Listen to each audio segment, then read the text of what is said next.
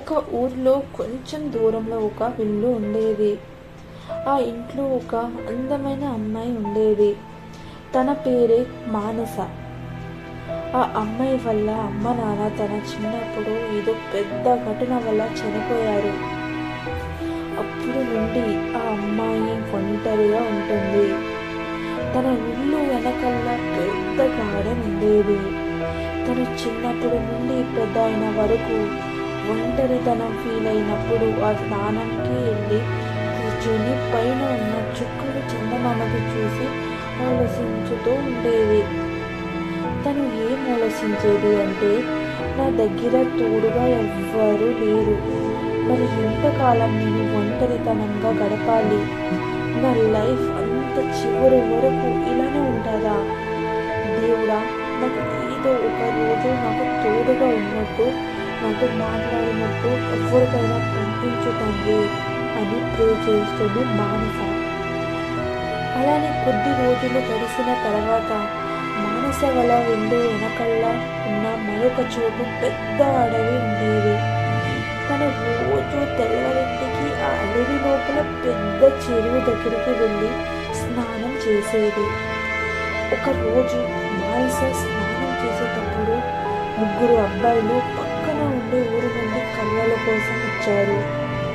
ఆ అబ్బాయి పేరు నవీన్, మధ్యలో ఉన్న అబ్బాయి పేరు సురేష్, తన మరొక పక్క ఉన్న అబ్బాయి పేరు సునీల్. వాళ్ళ పాదలు శబ్దం వినేసి మానస భయపడి ఇలా అంటుంది, ఎవరు అక్కడ? ఎవరైనా ఉన్నారా అక్కడ? అలానే గట్టిగా అరుస్తుంది అలా మానస. అరిచేటప్పుడు ఆ ముగ్గురు అబ్బాయిల్లో నవీన్ ఇలా అంటాడు, అక్కడ ఎవరు అమ్మాయి శబ్దం వినిపించినట్టు ఉంది కదరా?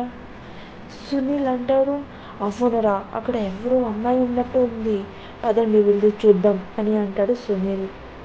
తర్వాత వాళ్ళు కొంచెం ముందుకి ఇలా అడుగులు వేసేటప్పుడు సూర్యస్ ఇలా అంటాడు, ఆగండి, నాకు ఎందుకో అక్కడికి వెళ్ళడం కరెక్ట్ అనిపించడం లేదు, పదండి మనం తిరిగి వెళ్ళిపోదాం అని ఇలా అంటాడు సురేష్. అలా అన్నప్పుడు సునీల్, ఊరే పిలిపోడా, ఏం కాదు, నువ్వు ఉండేగా, ఏం భయపడకండి, వెళ్ళి చూద్దాం అని సురేష్ ఇంకా నవీన్కి పట్టుకొని వెళ్తాడు. పక్కన చెరువు శబ్దం వినేసి అక్కడికి అడుగులు ముందుకు వేశారు. అక్కడ మానస భయపడుతూ, ఎవరు మీరు? ఎవరు? ఎక్కడికి ఎందుకు వచ్చారు అని గట్టిగా అరుస్తుంది. అప్పుడు సునీల్, ఒరే, ఎంత అందమైన అమ్మాయి ఎంత పెద్ద అడవి లోపల ఏం చేస్తుంది అని అంటాడు. అయితే నవీన్, అరే కనపడట్లేదా, చెరువులో స్నానం చేసినట్టు ఉంది, ఇలా మాట్లాడుకుంటారు. మరొక పక్క సురేష్ కోపంతో ఇలా అంటాడు, ఒరే, ఇలా చూడడం కరెక్ట్ కాదు, పదండి వెళ్ళిపోదాం అని అంటాడు. అలా చెప్పినప్పుడు సునీల్ నవీన్కి కోపం వచ్చి, ఒరే చేత కానివాడా, నీకు చూడడం ఇష్టం లేకపోతే వెళ్ళిపో, మేము మాత్రం ఆ అమ్మాయిని పట్టి ఆనందిస్తాము అని ఇలా అంటాడు సునీల్ నవీన్.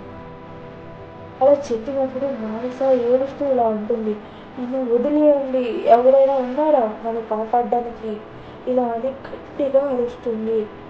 అక్కడ ఉన్న నవీన్, నువ్వు ఎంత అరిచినా ఎవ్వరూ ఎక్కడికి రాడు, ఇలా అని ముందుకి అడుగులు వేస్తాడు.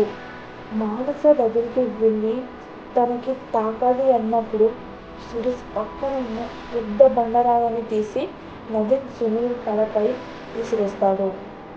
అక్కడ ఇద్దరు సెన్స్లెస్ అయి కింద పడిపోతారు. అప్పుడు సురేష్ మానసకి చెప్తాడు, త్వరగా రా బయటికి, వాళ్ళు లేచులేక మనం వాళ్ళ నుండి దూరంగా వెళ్ళిపోవాలి అని ఇలా అంటాడు సురేష్. మానస అలా తడి బట్టలు ఒంటిపైన వేసి సురేష్తో వెళ్ళిపోతుంది. వాళ్ళు ఇద్దరు పరిగెత్తు చాలా దూరం వెళ్ళిపోతారు. అక్కడ వెళ్తూ వెళ్తూ ఒక ఇల్లు కనిపిస్తుంది. వాళ్ళు ఇద్దరు ఆ ఇంటి లోపలికి వెళ్ళి చూస్తారు. అక్కడ ఒక ముసలావిడ ఉంటుంది. ఆ ముసలావిడ ఇలా అంటుంది, ఎవరు మీరు, మా ఇంటికి ఎందుకు వచ్చారు?